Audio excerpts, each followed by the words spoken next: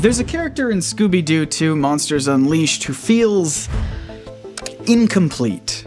All of our main suspects of this film have their own arcs. Jonathan Jacobo perfects his monster machine and ruins Mystery Inc.'s reputation before, being captured. I would have gotten away with it if it weren't for those meddling punks and their dumb dogs! Old Man Wickles reflects on his role as a villain while attempting to turn his life around from white-collar crime to child labor exploitation. They can dig for 18 hours straight.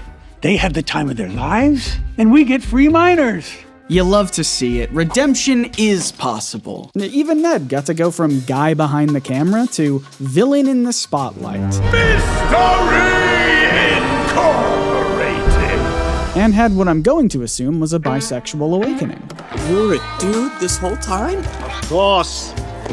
But we cuddled. I have to assume it, because otherwise there are elements of these films that are problematic relics of their time, but that's for a different video. Then there's Patrick Wisely, curator of the Coulsonian Criminology Museum, who shows up mainly as Velma's love interest for her to have a complete arc, which is cool. She's a main character, she should get one of those, but Patrick appears in several scenes displaying completely out-of-pocket actions and reactions that don't at all align with his character. And the film never explains these inconsistencies. He's quiet and dorky one moment, aggressive and dominating in another, and even suspiciously calm and seemingly manipulative at points. Velma. The man is dubious throughout, being outwardly labeled as the prime suspect at one point before he sacrifices himself to be captured by the pterodactyl ghost. Remember that, by the way. Only to reappear at the end with no resolution as to why he's so weird sometimes. He's clearly hiding something. Now, I've watched Monsters Unleashed at minimum 50 times. That's not an exaggeration. I like this movie. And for years, I've been putting together clues to the mystery of Patrick. Clues that point to what I believe is an intended plot thread that was cut from the film.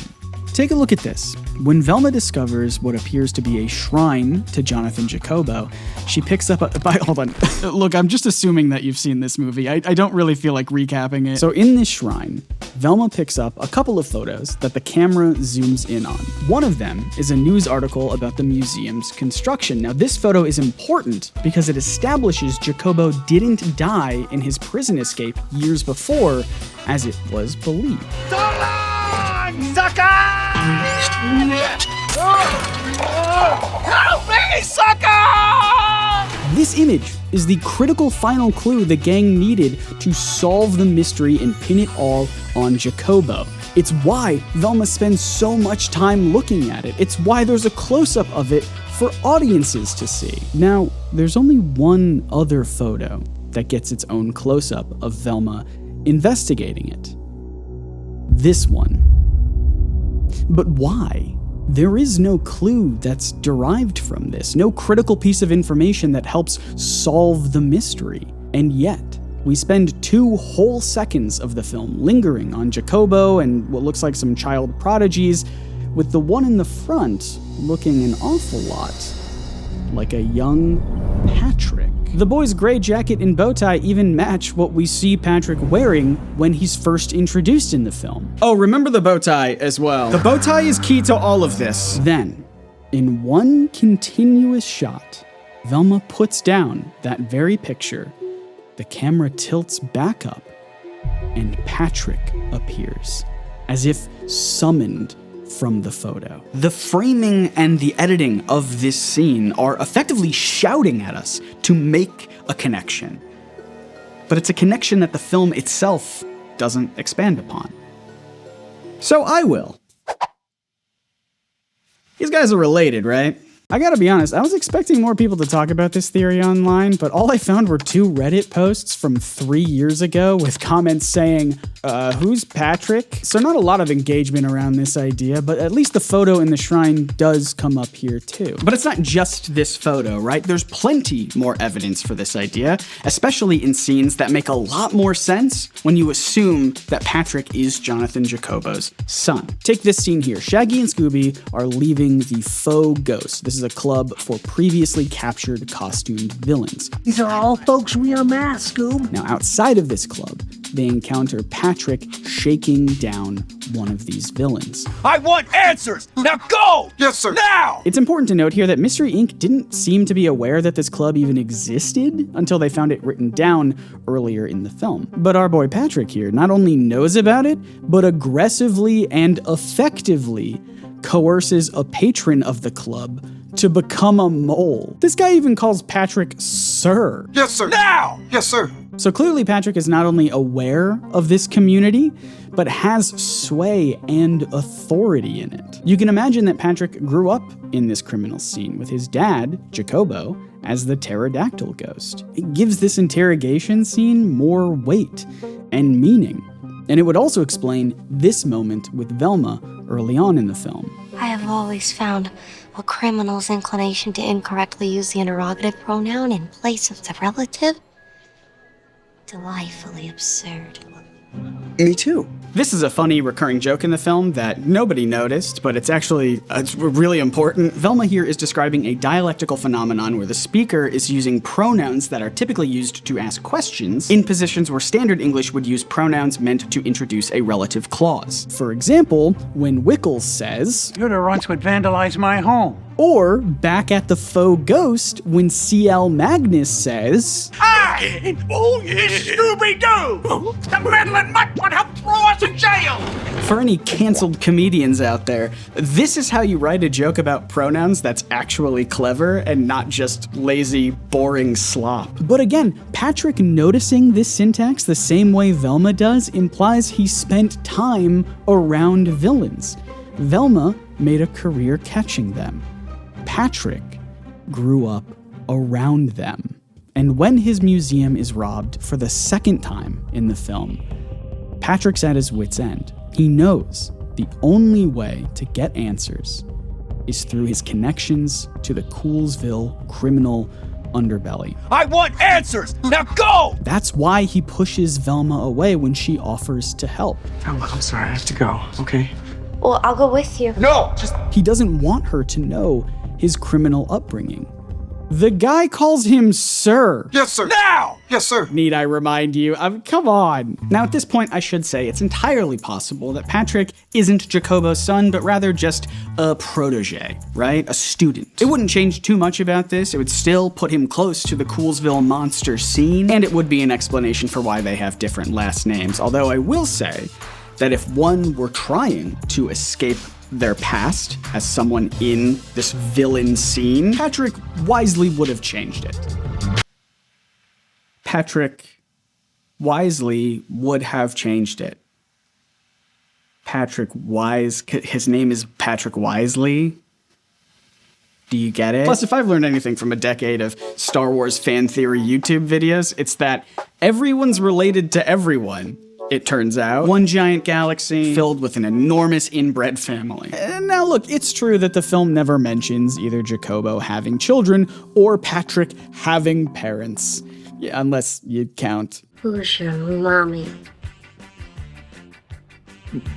My mommy? The most information we get about Jacobo is on his criminal record that the gang pulls up, but there's not really a space on it for family relationships. There is, however, a space for the film to tell us that he has green eyes, just like Patrick. Admittedly, this is a small detail, but you have to remember how every character in this movie is color-coded. Obviously, we've got all the members of Mystery Incorporated in their usual color palette, but it applies to side characters too. Old Man Wickles is dressed head to toe in red. Heather Jasper Howe is toe to tip in black. And Patrick is weird. Admittedly, he starts off the film as gray.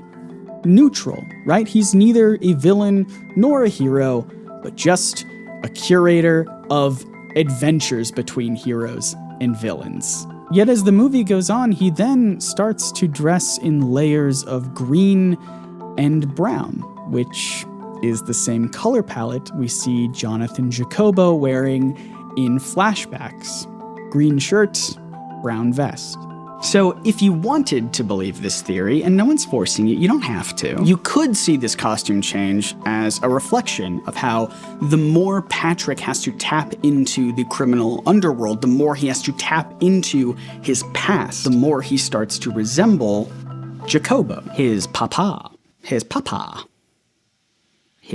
mean, they even wear the same bow tie, as if it was passed down from father to son. The bow tie is the key. I told you. Look, James Gunn wrote these movies, all right? The man loves a complicated father-son dynamic where the dad turns out to be a piece of shit and the son has to overcome that childhood trauma. I feel like he wanted this. This character arc for Patrick thematically ties into the movie too. One of the big themes of this film is how members of Mystery Inc. start changing who they are. Shaggy and Scooby try to be more like professional detectives, and Velma tries to look and act like a glamorous, mysterious jet-set adventurer preoccupied with international intrigue. Not only is this a fun inversion on the gang, who are typically the ones unmasking people, pretending to be something they aren't, but are now the ones putting on a show, but it also creates this theme throughout the film of embracing your authentic self. We needed people to believe we were different than we were.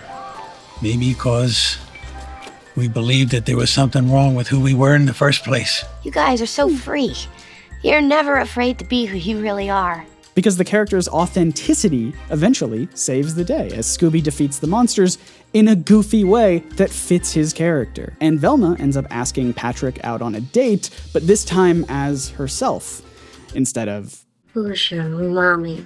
My mommy? In contrast to our heroes, the villain is so inauthentic that he's 2 disguises deep. If Patrick was Jacobo's son, it would have helped further this theme. Patrick is hiding an enormous part of himself, but it's only by embracing it that he can clear his name and help solve the mystery. How? Think about this. The villain that Patrick interrogates outside the faux ghost returns to him with information about the evil masked figure's hideout. So he heads there, only to find Velma, who appears to be piecing this mystery together.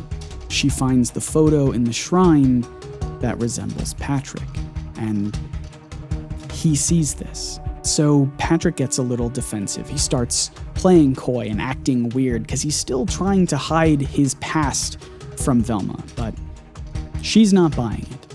And precisely because Patrick is acting so strange and eerie and clearly hiding things, Velma believes that he is the evil masked figure. I know who you are. But he's not. He genuinely cares about Velma and about solving this mystery. But then, when Velma's life is threatened by none other than his father's original creation, the pterodactyl ghost, Patrick can't hide his past anymore.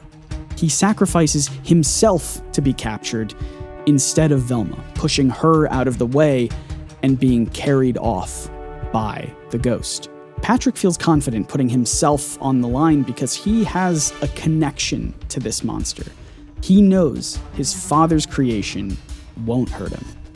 And quite frankly, it doesn't, right? We see him at the end of the film. He's fine. This reveals the truth to Velma and the audience that Patrick isn't the evil masked figure, but rather the son of Jonathan Jacobo. So just imagine for a moment if this was the intended version of the film, the intended arc for Patrick. Imagine as the evil masked figure is unmasked to be Heather Jasper Howe and then unmasked yet again to be Jonathan Jacobo, a man who was thought to be dead for years by everyone, including his own son. Imagine the incredible callback punchline that would be Patrick seeing his long dead father still alive in front of him and saying, my daddy? And that's a wrap on Patrick. Oh, what a good ending. So handsome. Yeah. All I need to do now is travel back to the early 2000s and subtly influence James Gunn to lean into this clearly intended version of the film. The question is, would our timeline update dynamically like Looper or Back to the Future? Or perhaps it would create a branching timeline like Star Trek or Back to the Future Part 2. Or maybe the multiverse is in play? At the very least, if something goes wrong and I get lost traveling through time, I've got this practical slap bracelet with the coordinates of artifacts and treasures that were presumed lost to time, so I can prove I'm from the future. These all come from this video's sponsor, Curiosity Box, and their box themed around space-time. Curiosity Box is a premium science-based subscription box curated by the creators of Vsauce to ignite intellectual curiosity and lifelong learning. Each box includes a thoughtfully assembled collection of mind-bending puzzles, experiments, gadgets, and STEAM-related content designed for adults who love to learn and think differently. Like this 4-dimensional tape measure that can measure the height, width, depth, and the 4th dimension, time, by swinging like a pendulum. Now you know that I end all of my videos by encouraging you to explore the world through vulnerability and curiosity. And if that resonates with you or someone you know, then Curiosity Box is a perfect treat for yourself or a gift for someone else. Unlock your curiosity with 25% off of your first Curiosity Box by going to curiositybox.com/nerdsyncproductions or click the link in the description and use my code SYNC25. Once again, new subscribers get 25% off of your first Curiosity Box by using my code SYNC25 when visiting my link in the description. That's curiositybox.com/nerdsyncproductions. If you've ever wanted to turn your curiosity into something tangible, something that you can hold, solve, and explore, then Curiosity Box was made for you. One last thing I want to say is that whenever I make videos like this about the movies that I enjoy, the Scooby-Doo movies that I really love a whole lot, there's a certain group of fans who don't like my opinions about them. They either flip-flop between I'm reading too much into them or I just don't understand them at all. And I just want to remind all of you out there that I make these videos for fun. I make them for fun.